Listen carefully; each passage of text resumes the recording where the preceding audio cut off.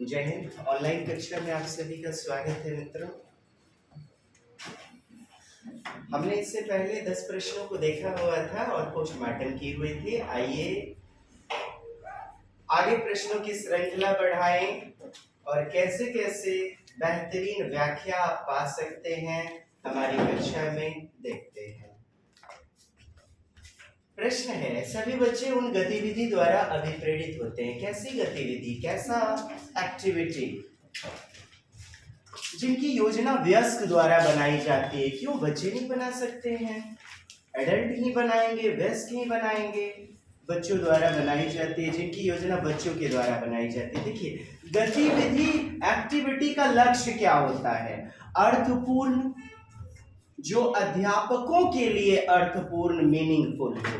तो मीनिंगफुल अर्थ समझ विकसित होनी चाहिए किसके लिए?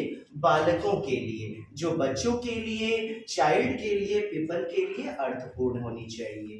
प्राथमिक स्तर पर कोई एक्टिविटी किसी खेल के द्वारा निर्देशित की जाती है, अनुदेशित की जाती है।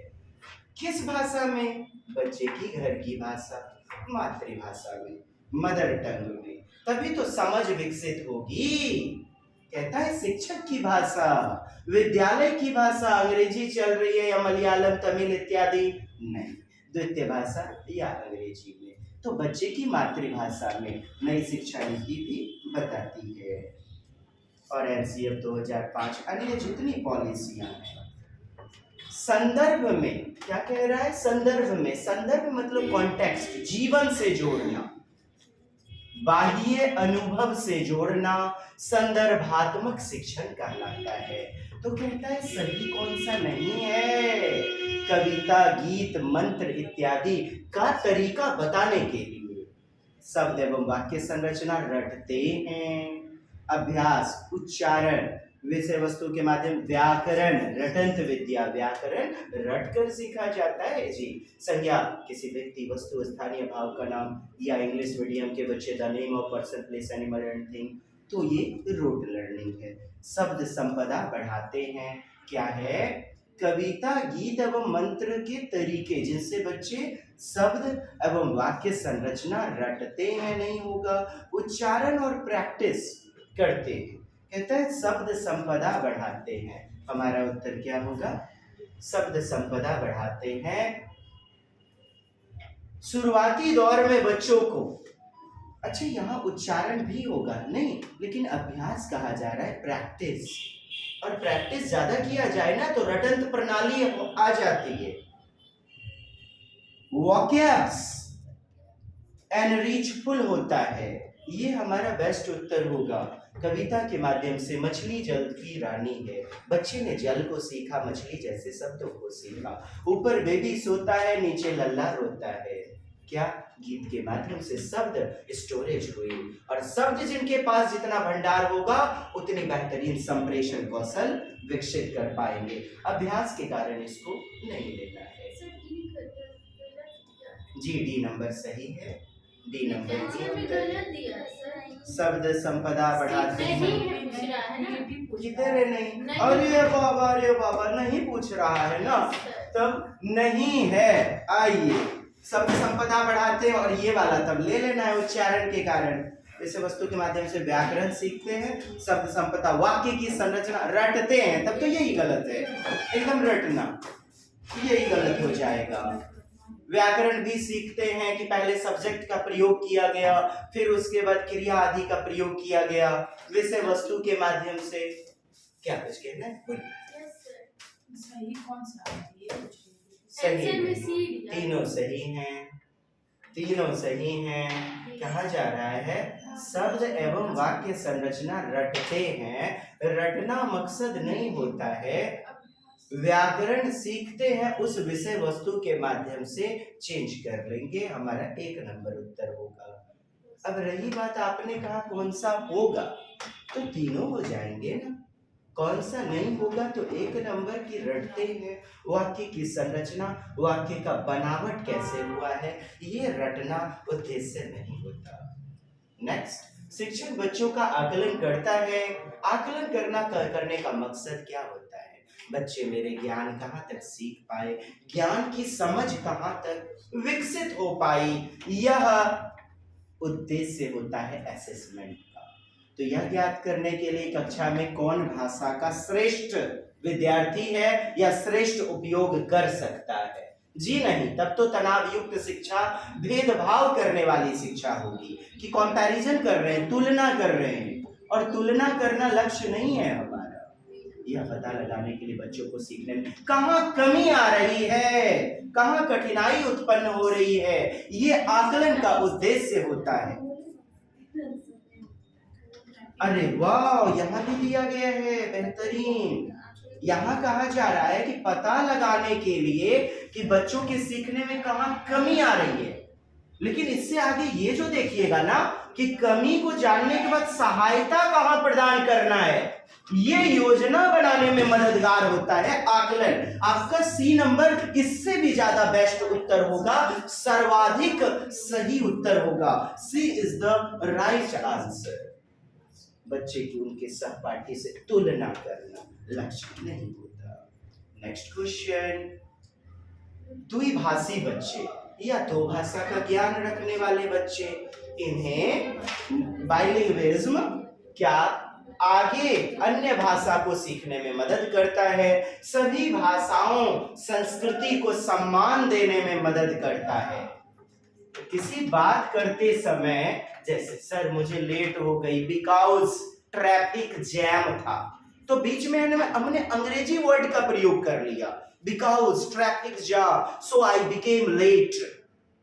तो ऐसा एक भाषा प्रयोग करते करते, किसी से बात करते करते एक भाषा के शब्द का प्रयोग करते हैं दूसरी भाषा में। दो भाषा जानने वाले बच्चे किसी से बात करते समय प्रायः एक भाषा के शब्दों का अर्थ स्पष्ट नहीं किया गया है, लेकिन अभिप्राय यहां से उठाइएगा, पता चलेगा कि दो भाषा जानने वाला बच्चा है, एक भाषा का प्रयोग किया जा रहा है, प्रयोग करते करते वह दूसरी भाषा में प्रयोग करने लग जाता है। क्या इसे कोड स्विचिंग कहते हैं? कोड स्विच करना, संकेत बदलना, देख लीजिएगा, कोड मिक्सिंग, संकेत मिश्रित करना, बहुभाषिकता मल्टीलिंग्विज्म, दक्षता प्रोफिशिएंसी लेवल, ये भी उत्तर नहीं। अब देखें, संकेत मिश्रित करना और संकेत बदलना, उत्तर क्या होगा दोनों में? क्यों बात को समझते हैं। जब दो से अधिक वाक्य मिलेंगे तो होगा कोड स्विचिंग। दो से अधिक वाक्य रहने पर दो या दो से अधिक भाषा का प्रयोग करना। और यदि आपको दिया गया है कि एक भाषा के शब्दों का प्रयोग करते हैं, सर मैं लेट होने के कारण, सर मैं जाम होने के कारण, सर मैं विनर हो गया, ये एक वाक्य हुआ, विनर शब्द का प्रयोग कर लिया गया, एक वाक्य है, कोड स्विचिंग है। हालांकि दोनों एक ही चीज है, बारीक सा अंतर है, इसमें वन सेंटेंस से मोर सेंटेंस होगा, कोड मिक्सिंग कहलाएगा। और संकेत बदलना में दो भाषा का प्रयोग एक वाक्य के रूप में कोड स्विच कर लेना, बदल लेना, बोलते बोलते उस भाषा से दूसरी भाषा में प्रवेश कर लेना, कोड स्विचिंग कहलाता है। नेक्स्ट, जैसे इसका उदाहरण सुनिए, अरे वाह हम लोग विनर हो गए, अब हमें शील्ड प्राप्त होगा, और सर हमें सर के द्वारा हमें स्टेज पर, स्टेज अंग्रेजी वर्ड, स्टेज पर सम्मानित किया जाएगा। तो कई सारे वाक्य प्राप्त हो रहे हैं, हमारे नोट्स में वर्णित है। आपने अभी हाल ही में एक नए शब्द का प्रयोग किया है, अभी नए शब्द का प्रयोग किया है। आपका एक शिक्षार्थी यानी विद्यार्थी उसे सुनकर अपने एक वाक्य में उस शब्द का प्रयोग करता है। जीवन में जो भी शब्द हम सुनते हैं उसका प्रयोग भी करने लगते हैं।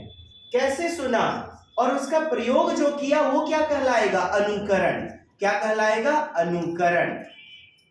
और अनुकरण का सिद्धांत बीएफ स्किनर आगे पढ़ेंगे ना। आप उस शिक्षार्थी की प्रशंसा करते हैं, उसने संदर्भ में शब्द का प्रयोग किया। यह अर्जन युक्ति सर्वाधिक रूप से डैश से का निरूपित करती है। अनुकरण और स्किनर जिन्होंने वर्बल बिहेवियर पुस्तक लिखी, इसका अनुकरण करती है। प्याजे ने तो संज्ञानात्मक विकास, चॉम्स्की ने लैंग्वेज एक्विजिशन डिवाइस भाषा अर्जन यंत्र के बारे में बताया। ब्रूनर ने संज्ञानात्मक विकास के 3 चरण दिए। लिखना सिखाने के लिए निम्नलिखित चरणों को विशिष्ट अर्थ से प्रस्तुत करने से क्रम से लगाइए। क्रम से लगाने के लिए आ गया, आपको समझना ये पड़ेगा। देखिएगा, विद्यार्थी 1 4 A B C D और R शुरू में जानता है, अंक लिखने के लिए कहते हैं आप, ठीक है। जीरो का अवधारणा कॉन्सेप्ट गिनती के बाद सिखाया जाता है, यानी इसके बाद ये वाला सीरीज आएगा, इस बात की गारंटी। अब आगे, विद्यार्थी को सस्वर लाउड रीडिंग और कोई भी अक्षर आप लिखने के लिए कह रहे हैं कि लिखो च, लिखो ध, लिखो सी, लिखो ई, लिखो एक्स, मतलब बच्चा पूरी तरह अब जानकारी प्राप्त कर चुका है, इसीलिए इसका सीरीज सबसे पहले इसे आप लगा देंगे, फिर 2 नंबर 0 की अवधारणा दी गई है ये, और अंत में ये 3 1 2 3 आपका ऑप्शन सी नंबर में। नेक्स्ट, शब्द दीवार शब्दों का समूह है। दीवार शब्दों का समूह है, अक्षरों का समूह है, जिसे कक्षा कक्ष की दीवारों पर बड़े आकार में लिख दिया जाता है, तो इसे समृद्ध भाषिक वातावरण कहते हैं। क्या कहा जाता है? समृद्ध भाषिक वातावरण, प्रिंट समृद्ध वातावरण, ताकि बच्चों को वह साफ साफ नजर आ सके। साक्षरता कॉन्सेप्ट या कौशल, ये जो साक्षरता का कॉन्सेप्ट है, ये जो पढ़ाने का पेडागोजिकल शिक्षा शास्त्रीय रणनीति है, इस शब्द दीवार के उपयोग से पढ़ाने के लिए सबसे उपयुक्त है क्या? क्या अक्षर की बनावट? अक्षर की बनावट मतलब अक्षर बनते कैसे हैं, मूल शब्दों को समझना, संरचित कहानी कथन यानी कहानी को कहना, ईमानदारी सर्वोत्तम नीति है, चोरी करना बुरी बात है, राष्ट्रपिता महात्मा गांधी, ये सब स्लोगन दीवारों पर लिखे रहते हैं। इनका मूल उद्देश्य यह नहीं कि बच्चा कहानी को बोले कहे, यह उद्देश्य नहीं। सर्वाधिक उपयुक्त होगा चारों, लेकिन आपको मोस्ट अप्रोप्रिएट कहा जा रहा है। कठिन शब्दों का उच्चारण करने में कितने बच्चे वहां दीवारों पर, स्कूल की दीवारों के सामने खड़े होकर उच्चारण करते हैं? अक्षरों की बनावट कैसी है? छोटा भी लिखा जा सकता है, बड़ा भी लिखा जा सकता है। मूल तत्व है कि उन शब्दों को समझना, अर्थ विकसित करना। चूंकि बालक पढ़ेगा उन दीवारों पर लिखावटों को, वो जो बड़े आकार के अक्षर में लिखा गया है दीवारों पर, उन्हें बच्चा पढ़ेगा, अर्थात पठन, और पठन में अर्थ की समझ विकसित करना, उस मूल शब्द की समझ विकसित करना प्रमुख तत्व होता है। Is the right answer. पठन का मुख्य उद्देश्य अर्थ की समझ, बोधगम्यता है। अर्थ, और ये देखिए यहां भी आ गया डैश, पठन का सार तत्व है अर्थ की समझ। प्रभाव समझ रहे हैं? फटाफट से बोलना, फ्लुएंसी। अक्षर ज्ञान वर्तनी, एक ही उत्तर लेंगे ना, अर्थ विकसित करना। सुश्री गिरीश अपने विद्यार्थियों को पॉडकास्ट, रेडियो, समाचार, छोटा सा टेप रिकॉर्डर, पॉडकास्ट इत्यादि सुनने के लिए कहती हैं। कहानी को फिर डायग्राम के रूप में प्रस्तुत करने के लिए कहती हैं। क्या? पॉडकास्ट सुनने के लिए कहती हैं, और कहानी को फिर आरेखित करने के लिए जो आपने सुना आप उसे फिर सजा करके लिखो या अपने शब्दों में अर्थ को स्पष्ट करो, निष्कर्ष बताओ। अपने शब्द में कहानी को कहो, आपने जो सुना। यह एक्टिविटी विद्यार्थियों को उनकी डैश के उन्नयन, संवर्धन बढ़ाने के लिए, क्या चीज बढ़ाने के लिए? कम अवसर देगी, लैक ऑफ अपॉर्चुनिटी। तो थोड़ा निगेटिव वाला विकल्प आपको समझना पड़ेगा, चुनना पड़ेगा, क्योंकि प्रश्न में कह दिया सबसे कम अवसर। कल्पना शक्ति, सृजन, ज्ञान का क्रिएशन, सृजनात्मकता होगा। बालक पॉडकास्ट को सुनेंगे, अर्थात एक्टिव लिसनिंग करेंगे। अर्थ की समझ विकसित करना, अब कहानी को बनाना, संरचना करना, ये कम महत्वपूर्ण होगा। यही हमारा उत्तर होगा, चूंकि मुख्य जो बेस होगा ये तीनों होना यह भी चाहिए। लेकिन आपको कम अवसर कहा जा रहा है, आपको राइटर नहीं बनना है ना बच्चों को कि वो संरचना करेंगे कहानी का, इसीलिए हमारा कम अवसर वाला यही उत्तर हो जाएगा। अगला प्रश्न है, समाचार पत्र की मुख्य पंक्ति, सरसरी दृष्टि, स्कीमिंग, फटाफट से पढ़ना, चीजों को छोड़ छोड़ के मुख्य सार तत्व को पढ़ना। सरसरी दृष्टि, स्कीमिंग, इसी को कहते हैं सरसरी दृष्टि से देखना। स्कीमिंग। एक होता है स्कैनिंग, बारीक पठन, स्कैनिंग, बारीक दृष्टिपात। आइए कॉन्सेप्ट देख लेते हैं। खैर हमारा उत्तर यहाँ डी हो जाएगा, मैं आपको कॉन्सेप्ट से रूबरू करवाता हूं।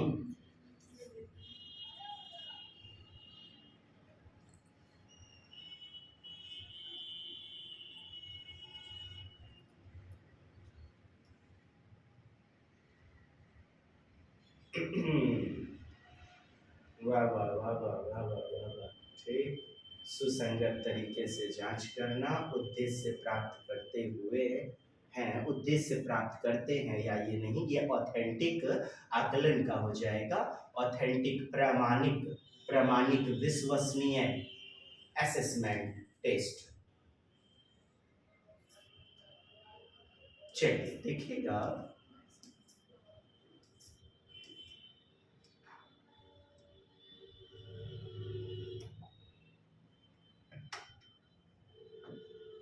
सरसरी पठन और बारीक पठन। स्कीमिंग, स्किप करते हुए ऊपर ऊपर पढ़ना, ऊपर ऊपर फटाफट पढ़ते हैं, पेज पलटते हैं, आगे बढ़ते हैं। इसी को विभिन्न नामों से बोला जाता है प्रश्नों में, विहंगम दृष्टिपात यानी सरसरी पठन। सरसरी निगाहों से पढ़ना, दृष्टि या आई स्पैन, आंखों को समन्वय, कैसे? तेजी से, फास्ट, फटाफट। तो जब आप तेजी से पढ़ेंगे, गहराई से समझेंगे नहीं, आप केवल जनरल अंडरस्टैंडिंग करेंगे, सामान्य सूचना, जनरल ओवरव्यू, जनरल इंफॉर्मेशन प्राप्त करेंगे। बेहतरीन नोट्स आपको प्राप्त होगी डियर, प्रश्नों की गहराई तक एनालिसिस। कोई जानकारी खोजना, कैसे? फटाफट, ऊपर ऊपर पढ़ते हुए। इसी को तो कहते हैं ना, ऊपर ऊपर पढ़ना, स्किप करते हुए। ओनली स्पेशल टॉपिक, केवल स्पेशल टॉपिक। टेक्स्ट क्विकली पढ़ना, मूव ऑन कीवर्ड्स, अक्षरों पर आंखें बढ़ाना, तेजी से, क्विकली। रैपिड आई मूवमेंट, आंखों का समन्वय, कैसा? आंखों का समन्वय, तेजी से, फटाफट। और जब कह देगा विशिष्ट समझ के लिए, विशेष अर्थ के लिए, तो आप बारीक पठन लेना, स्कीमिंग नहीं, स्कैनिंग लेना उत्तर में। कई सारे एग्जाम्पल दिए गए हैं, पहले थोड़ा अपन जो है आपको स्कैनिंग से दर्शन दीदार करवा दें। स्कैनिंग, थोड़ा पढ़ना, ऑल बोले तो बारीक पढ़ना, बारीकी से पढ़ना। क्या करने के लिए? विशिष्ट सूचना के लिए, स्पेसिफिक इंफॉर्मेशन के लिए। ध्यान पूर्वक पढ़ना, कुछ छोड़ता नहीं है, पूरा का पूरा पठन। स्कैन करना, जैसे फोटोकॉपी मशीन स्कैन करती है, छोड़ती कुछ नहीं, आपका पूरा फोटोकॉपी करके देती है। तो स्कैनिंग मशीन से जोड़िए, आप कहेंगे हाँ सर वाकई पूरा पठन। विशिष्ट सूचना, वहां क्या था? सामान्य सूचना। फोटोकॉपी मशीन जैसे पूरा एक एक टेक्स्ट को छापती है, छोड़ती कुछ नहीं है। यही तो है बारीक पठन, एक एक अक्षर पूरा पढ़ना। अब क्या? बेहतरीन सीखने से संबंधित निम्नलिखित में कौन सा पठन का भाग है? तो हमारा स्कैनिंग होगा, बारीक पठन। विशेष सारांश के लिए अर्थ बताया ना, विशेष शब्द लग जाए और सामान्य लगा तो सरसरी, और विशेष सारांश के अर्थ को समझने के लिए पढ़ना। स्पेसिफिक विशिष्ट सारांशीकरण का अर्थ ढूंढने के लिए, विशिष्ट निष्कर्ष पर पहुंचने के लिए, विशिष्ट सूचना की जानकारी के लिए, बेहतरीन सीखने से संबंधित, ये सभी स्कैनिंग में उत्तर जाते हैं। पाठ्य वस्तु में विशिष्ट सूचना, वहां पर क्या मिला? सामान्य सूचना। विशिष्ट सूचना प्राप्त करने के लिए प्रयोग की गई मेथडोलॉजी, प्रविधि। भग्गू किसी कार्यक्रम के बारे में विशिष्ट सूचना, स्पेशल इंफॉर्मेशन प्राप्त करने के लिए एक जनरल पढ़ता है, एक नॉवेल्स पढ़ता है, उपन्यास, एक पत्र पत्रिका पढ़ता है। तो निम्नलिखित में क्या है? यह बारीक पठन है। किसी कार्यक्रम में शामिल होने के लिए, विशिष्ट सूचना प्राप्त करने के लिए, या नौकरी वाला विज्ञापन में विशिष्ट जानकारी प्राप्त करने के लिए, किसी कहानी। दूसरा प्रश्न पूछा गया 6 to 8 में, 1 to 5 में भी आया हुआ था। किसी कहानी, स्टोरी के सारांश, समरी का अर्थ, कहानी को जानने के लिए पढ़ना, बारीक, ये सरसरी पठन। लेकिन कहानी के अर्थ को जानने के लिए, भाव को, मीनिंग को जानने के लिए पढ़ना, या शब्द खेल पहेली को भरने के लिए, या क्वेश्चन आंसर बनाने के लिए। तो क्वेश्चन आंसर बनाने के लिए क्या?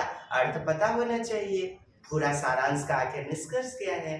तो ऐसे भी प्रश्न आए हुए हैं कि कोई खेल पहेली को भरने के लिए आप किसका प्रयोग करेंगे? तो गहराई में जाएंगे, विशिष्ट सूचना में जाएंगे, अर्थात स्कैनिंग, बारीक पठन का प्रयोग करेंगे। और एग्जाम्पल हैं आपके जो पूछे गए हैं प्रश्नों में डियर, कि नौकरी संबंधी एडवर्टाइज विज्ञापन में सूचना देखना।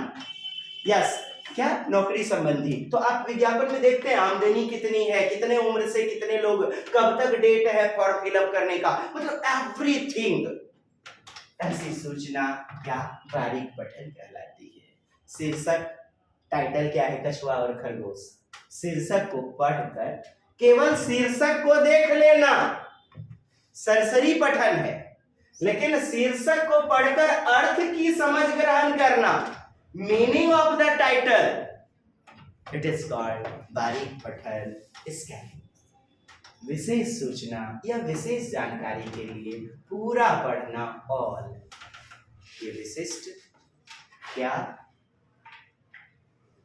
बारीक पठन, find specific information, specific, special आप समझ चुके हैं। लुकिंग थ्रू फ्रेजल वर्ब है, इसका मतलब होता है पूरा का पूरा पढ़ना। मैं इंग्लिश में भी मदद कर देता हूँ। Commonly used in everyday life, किसी शब्द को या डिक्शनरी शब्दकोश में खोजना। क्या? Looking up a word in a dictionary, और किसी शब्द को शब्दकोश में खोजना। Find friends name in the context dictionary of phone, किसी मित्र का नाम फोन सूची में खोजना। यह भी आपका क्या होगा? बारीक पठन हो जाएगा। आइए उदाहरण देख लेते हैं स्कीमिंग के। विहंगम दृष्टिपात आपके इंग्लिश में, उर्दू में, संस्कृत पेडागोजी, हिंदी इत्यादि में भरे रहते हैं। दृष्टि का आंखों का समन्वय, तेजी से। क्या? सामान्य समझ, सामान्य सूचना, यानी जनरल ओवरव्यू, लेकिन वहां पर स्पेसिफिक था आपका।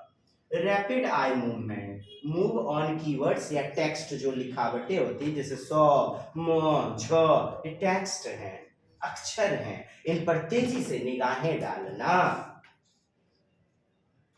आनंद के लिए, मनोरंजन के लिए, प्रसन्नता के लिए आप फटाक से अखबार पलटे, आज कौन जीता, अरे विराट कोहली ने इतना शतक मार दिया, अरे वाह वाह वाह सचिन तेंदुलकर, वाह बहुत अच्छा रोहित शर्मा। बस अखबार पूरा नहीं पढ़ा आपने, आपने केवल अपनी जरूरत का देख लिया। प्रसन्नता के लिए, रुचि, इंटरेस्ट के लिए कोई उपन्यास या समाचार पत्र आप पढ़ते हैं तो यह हमारा विहंगम दृष्टिपात, सरसरी पठन, स्कीमिंग कहलाता है। बुनियादी समझ, बुनियाद मतलब बेसिक नॉलेज, बेसिकल अंडरस्टैंडिंग, आधारभूत समझ, ये भी प्रश्नों में आया। तो इसके लिए हम क्या करते हैं, सरसरी पठन। मुख्य बात को जानने, यानी कि मुख्य बात जो भी हमें खोजना है उसके लिए आप क्या करेंगे, सामान्य पठन। उस मुख्य बात का अर्थ तब बारीक पठन। मुख्य बात का या टाइटल या शीर्षक का या कहानी के भाव का अर्थ, तो फिर हमारा यही हो जाएगा स्कैनिंग। लेकिन यहां मुख्य, टाइटल या मेन या सामान्य बिंदु का पता लगाने के लिए प्रयोग की गई पठन प्रविधि, विधि सरसरी पठन कहलाती है। किसी समाचार पत्र में लेख पढ़ना, जनरल्स पढ़ना, किसी कहानी के सारांश या केंद्रीय भाव, सेंट्रल आइडियाज के लिए पढ़ना। फिर समझिएगा, दो तरीके से प्रश्न पूछे गए हैं। किसी कहानी का सारांश पढ़ना सरसरी, लेकिन पूछ दिया प्रश्न कहानी के सारांश का निष्कर्ष प्राप्त करना, और दूसरे प्रश्न में पूछा कहानी के सारांश का भाव, अर्थ प्राप्त करना। तो अर्थ प्राप्त करने के लिए, भाव प्राप्त करने के लिए, कंक्लूजन, निष्कर्ष प्राप्त करने के लिए बारीक पठन, स्कैनिंग। लेकिन केवल सोझा सोझी छोझे इतने काट दे केंद्रीय भाव, सेंट्रल आइडियाज के लिए पढ़ना। यहां पर पूछा क्या, केंद्रीय भाव का अर्थ जानने के लिए पढ़ना, तब आपको जाना पड़ेगा बारीक पठन में, यानी स्कैनिंग।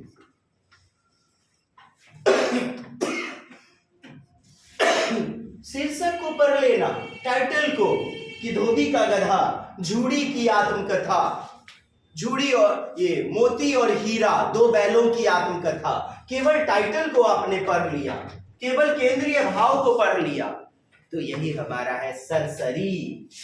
केवल सारांश को देख लेना, लेकिन सारांश यानी सार यानी सारांश के अर्थ को, तो यही हमारा हो जाएगा बारीक पठन।